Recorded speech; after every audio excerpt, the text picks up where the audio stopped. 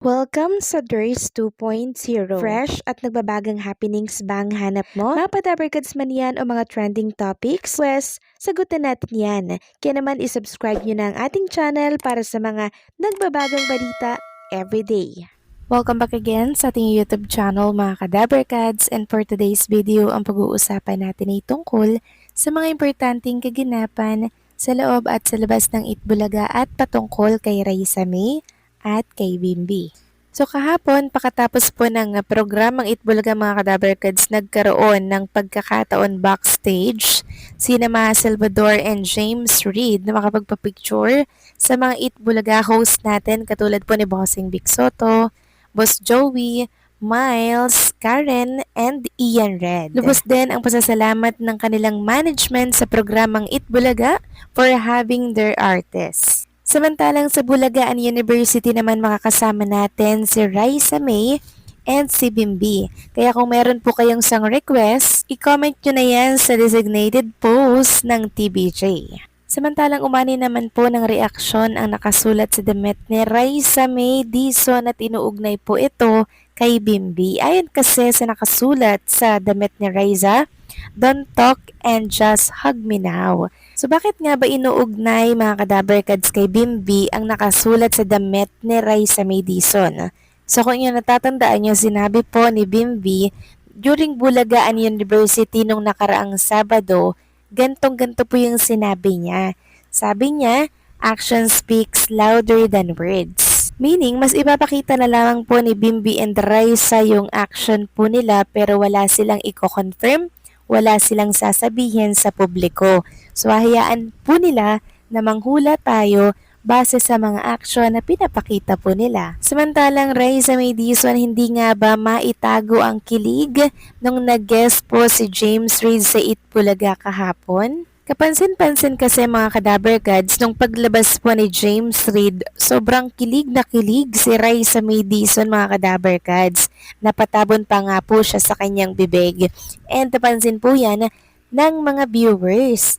Sabi nga dito, yung kilig na kilig ka kay James Reid pero pinigilan mo dahil nakawatch si Bimbi sa'yo. Ayun, napamiss call tuloy. Kung inyong napanood yung video po na inilapag ni Jack Salvador, talagang napamiss call po si Bimbi. Tapos, so nakita po ni Raisa na nag-miss call si Bimbi, tumawag po si Raisa May para malaman kung bakit mga kadabarkads. Ayon nga dito napatawag bigla si Bimbi Labs dahil nasa tabi ni Baby Cakes kanina sa EB si James Reid. Ay, selos yarn. So nagselos daw po si Bimbi mga kadabarkads. Ang cute lang po, diba? Kasi napanood natin yung video na ibinahagi po ni Jack Salvador na talaga namang magkausap po silang dalawa, and nanonood nga daw po si Bimbi ng Itbulaga, and nakita po ni Bimbi yung eksena doon na magkatabi po sila ni James Reid. Alam naman natin na medyo may pagkaseloso ito pong si Bimbi. Kaya pala si Raisa May medyo lumalayo po at umaagwat kay James Reid mga kadabarkads kasi alam niya na nanonood itong si Bimbi mga kadabarkads. Samantalang another video inilapag po ni Jack Salvador sa kanyang account. Ito po'y continuation or full video ng paglabas ni Raisa at Bimbi at nagpunta po sa coffee shop. So kung inyong mapapansin dyan sa unang video, silang dalawa po papalabas. Ayan, takbo si Raisa May dyan habang si Bimbi pinipigilan na hawak-hawak si Raisa May sa bewang. Tapos, nakita din po natin dyan na talaga namang si Raisa May nakakapit po kay Bimbi na braso. At sa mga nagsasabing hindi daw po sweet si Bimbi dito po sa labas ng Itbulaga, ayan po mga kadabarkads, so todo alalay siya kay Raisa May habang siya po ay papasok ng tricycle. At eto pa ang kaganapan sa coffee shop mga kadabarkads. Ayan po yung braso ni Bimbi, parang kinikis siya ni Raisa May Dizon. 2 times po natin niyang nakita.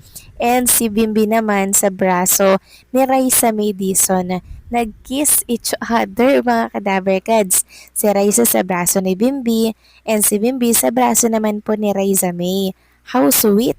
At dahil nga po sa video na inilabas ni Jack Salvador mga Kadaber Cats, marami tuloy ang nagsasabi na talaga namang totohanan na po na nagmamahalan si Bimby and si Raiza dahil maging sa likod po ng camera, sobrang sweet po ng dalawa.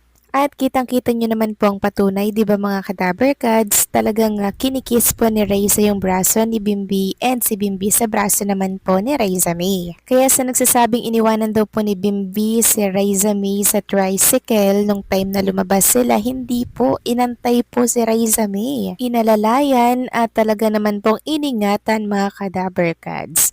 Samantalang pag-usapan naman natin ang tungkol naman dito sa naging interview po kay Direk Ice Sigera mga Kadaber Cats patungkol kay Raiza May and kay Bimby. So natutuwa daw po si Ice Sigera mga Kadaber Cats dahil ang liliit pa nila nung time na nakasama niya po ito sa My Little Bossing taong 2013. Tapos ngayon, di ba nagkakaroon daw po ng baby, masaya lang daw siya na nakikita ang dalawa mga Kadaber Cats na very comfortable to each other. And na-enjoy daw po ang isa't isa mga Kadaber Cats. Kaya sobrang natutuwa si Direk Ice na andyan na sa Itbulaga si Raiza and si Bimby nagpapasaya po sa mga Dabber Cats natin. And halata rin po natin sa reaction, sa facial expression ni Ice Sigera na baging siya ay kinikilig din po sa tambalang maybe. So yan po yung ibinuking or inireveal po ni Direk Ice para po sa tambalang maybe. Samantalang next topic naman talakay naman natin ang tungkol dito sa isang SQ na talaga namang emotional po siya na nagbahagi at naglabas ng statement sa social media para po yan sa Itbulaga, sa mga SQ at sa mga supporters. So ito po ay si Samantha Rescal. Sabi niya, I have more than 1,095 reason why I'm grateful to be part of Itbulaga. Salamat po kasi ang dami kong na-experience sa buhay na hindi ko siguro naranasan kung hindi dahil sa Itbulaga. Salamat po kasi naranasan kong mag-travel sa iba't ibang bansa, nakatikim ng masasarap na pagkain na meron sila at nakita yung pinagkaiba ng kultura natin sa kanila. Dito ko po natutunan na ang laki po pala talaga ng mundo no at magkakaiba pala talaga tayong lahat. Salamat po kasi nakilala ko yung mga taong magbabago ng pananaw ko sa buhay. Ang dami kong natutunan sa kanila dahil halos araw-araw kaming magkakasama. Special mention to my ate singing Queens official. Simula nung nabuo po kami talagang everyday meron akong natututunan. Hindi lang bilang member ng isang girl group o singer, natuto ako kung paano maging kapatid, maging ate at maging mabuting tao. Isa sila sa dahilan kung bakit ako mas naging malapit pa sa Diyos. So ang dami po talagang binabago ng Itbulaga mga Kadaber Cats, no? Once na naging parte po kayo ng Itbulaga mga Kadaber Cats or naging associated po sa TVJ, talagang ang laki po ng mababago sa buhay nyo eh. Kaya ako dos sa programang Itbulaga mga Kadaber Cats at sana ay mas marami pang taon ang ating pagsaluhan mga Kadaber Cats. Umabot ng 100 years lagpas ang programang Itbulaga. Siyempre ipagpapatuloy po yan ng mga bagong henerasyon katulad po ni na Raiza May and the Bimby. So kayo ba mga Kadaber Cats, anong masasabi ninyo dito? Please comment down below.